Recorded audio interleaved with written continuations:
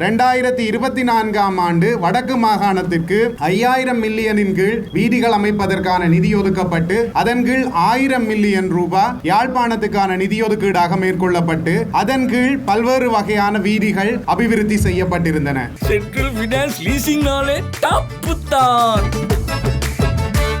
இது 1000 மில்லியன் ரூபாவின் கீழ் உள்வாங்கப்பட்ட வீதிகள். இதன் அடிப்படையில் 23 வீதிகள் கிராமிய வீதிகளினை மெருகூட்டுகின்ற செயற்பாடு என்கின்ற அடிப்படையில் பிரதேச மற்றும் நகர மற்றும் மாநகர சபைகளுக்கு சொந்தமான வீதிகளினை வீதி அபிவிருத்தி அதிகார சபையானது தன்னுடைய நிதி பங்களிப்பின் கீழ் செய்வதற்கு ஒப்புக்கொண்டிருந்தது. அந்த வகையில் 24 வீதிகள் தெரிவு செய்யப்பட்டு இறுதியாக 23 வீதிகள் செய்யப்பட்டது. அதில் 4 வீதிகள் வீதி அபிவிருத்தி அதிகார சபை தங்களினுடைய நேரடி ஊழியர்களினுடைய செலவினங்கள் ஊடாக வீதிகளை புனரமைக்க ஏனைய வீதிகள் ஒப்பந்த அடிப்படைகளில் மேற்கொள்ளப்பட்டிருந்தது. இது 2024 ஆண்டு. இது தவிர 2024 ஆண்டினுடைய கடைப்பகுதியில் யாழ் மாவட்டத்தினுடைய போக்குவரத்துக்கான அபிவிருத்தி குழு கூட்டத்துக்கு வருகை தந்த அமைச்சர் விமல் ரத்நாயக்க அவர்களினால் மேலதிகமாக 250 மில்லியன் ரூபாய் தீவகங்களினுடைய வீதி அபிவிருத்திக்காக ஒதுக்கீடு செய்யப்பட்டது. அந்த ஒதுக்கீட்டின் கீழாக காரைநகர், நெடுந்தீவு, ஊர்காவற்துறை, வேலணை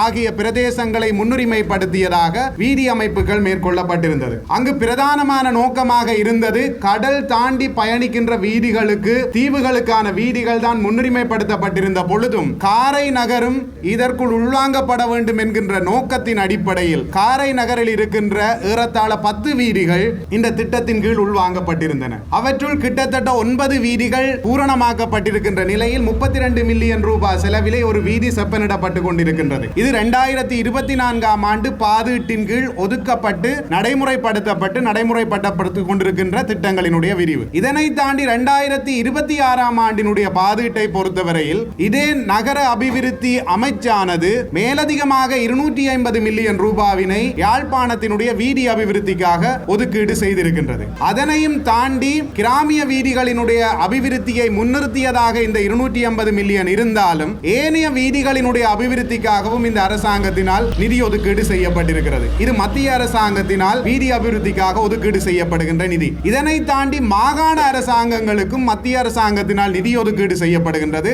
அந்த நிதி ஒதுக்கீட்டின் அடிப்படையில் இந்த ஆண்டு கிட்டத்தட்ட ஏற்பட்ட டித்வா புயலினால் பாதிக்கப்பட்டவரிலிருந்து மீண்டெழுவதற்காக 700 மில்லியன் ரூபாய் இந்த வடக்கு மாகாணத்தினுடைய இந்த வீதி அபிவிருத்திக்காக வழங்கப்பட்டிருக்கின்றது இந்த அனர்த்த காலத்திற்கு பின்னராக. இதனை தாண்டி உங்களுக்கு தெரியும் PSDG என்று சொல்லப்படுகின்ற மாகாணத்துக்காக குறித்து ஒதுக்கப்பட்ட நிதியின் கீழ் கடந்த ஆண்டில் பல்வேறு வகையான வீதிகள் உள்வாங்கப்பட்டிருக்கின்றன. குறிப்பாக RDD என்று சொல்லப்படுகின்ற ஒரு கட்டமைப்பினால் காரை நகரில் சில வீதிகள் உள்வாங்கப்பட்டிருக்கின்றது. அதன் தொடர்ச்சியாக இந்த ஆண்டும் அந்த வீதிகள் உள்வாங்கப்பட இருக்கின்றன. இந்த நிலையிலேதான் இந்த அமைச்சானது வடக்கு மாகாணம், யாழ்ப்பாணம் என்று காரை நகர் வரையும் தன்னுடைய இந்த நிதி ஒதுக்கீட்டினூடாக அபிவிருத்தியை மேற்கொண்டு வருகின்றதனை இந்த இடத்திலே நிச்சயமாக நாங்கள் சுட்டிக்காட்ட விரும்புகின்றோம். இந்த 2026 ஆண்டு நிதி ஒதுக்கீட்டின் கீழ் கசியூரினா பீச் என்று சொல்லப்படுகின்ற உல்லாச பிரயாணத்துக்கு மிகவும் முக்கியமான பீச்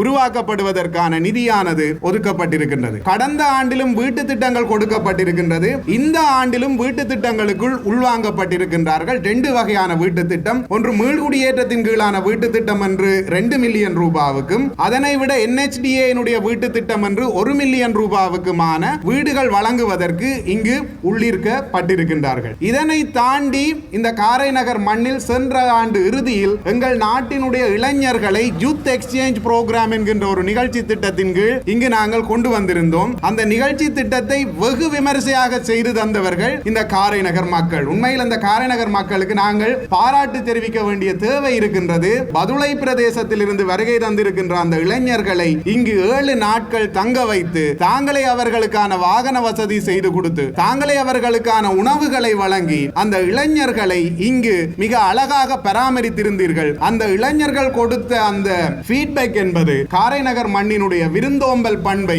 மிகவும் வெகுவாக காட்டியிருக்கின்றது. அவ்வாறான செயற்பாடு இந்த காரை நகர் மண்ணிலே இடம்பெற்றிருக்கின்றது. எங்கள் அனைவருக்கும் மிகவும் பெருமையான விடயம். இதை தாண்டி மீன்பிடி துறை சார்ந்து சீனோர் என்கின்ற ஒரு கைத்தொழில் சாலை இங்கு முன்னரே ஆரம்பிக்கப்பட்டிருந்தது. ஆனால் அந்த தொழில் தொழிற்சாலை பின்னர் மூடப்பட்டிருந்த நிலையில் கடந்த ஆண்டு நவம்பர் மாதத்திலே அந்த சீனோர் கைத்தொழிற்சாலையானது மீள இயங்கு நிலைக்கு கொண்டு வரப்பட்டிருக்கிறது. அதனுடைய முதல் கட்ட நடவடிக்கையாக இந்த தித்வா புயலினால் பாதிக்கப்பட்ட இந்த வள்ளங்களினை செப்பனிடுவதற்கான செயற்பாட்டுக்காக கிட்டத்தட்ட 300க்கும் மேற்பட்ட வள்ளங்களை இந்த சீனோர் தொழிற்சாலையினூடாக புனரமைத்து கொடுப்பதற்கான வேலை நடைபெற்றுக் கொண்டிருக்கின்றது.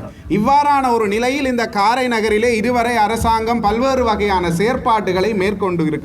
அதே நேரம் இங்கிருக்கின்ற மக்களினுடைய பிரச்சனை பூரணமாக தீர்க்கப்பட்டு விட்டதா என்றாலும் இல்லை. அதனை நாங்கள் கருத்தில் கொண்டிருக்கின்றோம். முதலாவதாக குடிதண்ணீர் பிரச்சனை இந்த காரை நகரை பொறுத்தவரையில் மிக பாரிய பிரச்சனையாக இருக்கின்றது. வெகு விரைவிலே இந்த நீர்வளங்கள் வடிகால் அமைப்பு சபையினூடாக மேற்கொள்ளப்படுகின்ற இந்த நீர்ப்பாசன நடவடிக்கையினூடாக இங்கே குடிநீரானது நிச்சயம் கிடைக்கும். இரண்டாவதாக இங்கே உப்பு நீர் எங்களினுடைய பிரதேசங்களுக்குள் வருவதனால் பயிர்ச்செய்கை நிலங்கள் அதிகமாக உப்பாக்கப்பட்டிருக்கின்றது, எங்களுக்கு முறையிடப்பட்டிருக்கின்றது. அதனால் இந்த கடற்கரை ஓரங்களிலே ரிட்டென்ஷன் வால், சோல் வாட்டர் இன்க்ளூஷன் பண்ட் வந்து கட்டுவதற்கான முன்மொழிவுகள் அரசாங்கத்துக்கு முன்மொழியப்பட்டிருக்கின்றன. ஏற்கனவே 30 ஆண்டுகளுக்கு முன்னர் ஒரு தனியார் நிறுவனத்தினால், அரசு சாரா நிறுவனத்தினால் இது மேற்கொள்ளப்பட்டு தற்பொழுது அது பூரணப்படுத்தப்படாத நிலையில் அதுவும் மேற்கொள்ளப்படும் என்கின்ற அந்த உத்தரவாதத்தினை இங்கு நாங்கள் வழங்குகின்றோம். இதனையும் தாண்டி இந்த காரைநகர் பிரதேசத்திலே 44 வீடுகள் 1985ஆம் ஆண்டு NHDA திட்டத்தின் கீழ் வழங்கப்பட்டிருந்தன. அந்த வீடுகள் தற்பொழுது பாதுகாப்பு பிரிவின் கீழ் காணப்படுகின்றன. அந்த வீடுகள் இடித்து அளிக்கப்பட்டிருக்கின்ற நிலையில் அந்த 44 குடிமக்களும் நேரடியாக வருகை தந்து தங்களுடைய ஆவணங்களை பிரதேச செயலகத்திலும் சமர்ப்பித்து எங்களுக்கும் சமர்ப்பித்திருக்கின்றார்கள். அந்த காணியை மீளப் பெற்றுக் கொடுப்பதற்கான செயற்பாடுகள் உயர் மட்டத்திலே நடைபெற்றுக் கொண்டிருக்கின்றன. அந்த வகையில் அந்த 44 குடும்பங்களுக்கான காணிகள் கிடைப்பதற்கு எங்களால் இயன்ற வகையில் நாங்கள் இறுதி வரை முயற்சி செய்வோம் என்கின்றதனை